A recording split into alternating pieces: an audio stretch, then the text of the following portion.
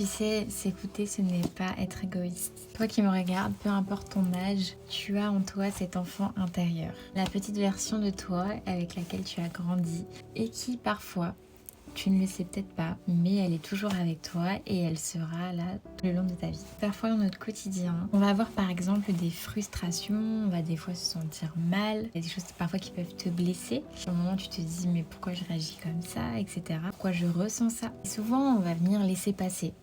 On sait qu'on ressent quelque chose de désagréable, mais on va peut-être pas forcément aller chercher à comprendre qu'est-ce qu'on ressent. Et donc on va laisser traîner ça en nous jusqu'à que ça parte petit à petit.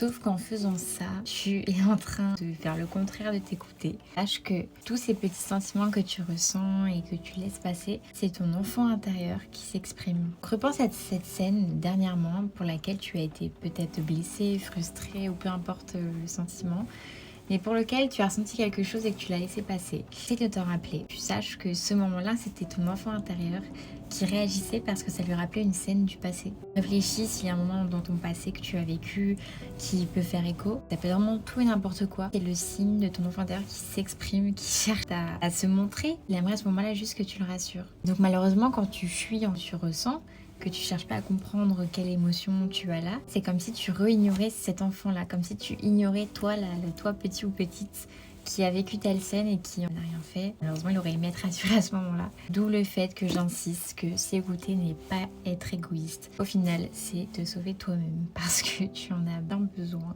Et on n'oublie pas, commencer à s'écouter, c'est enfin commencer à s'aimer.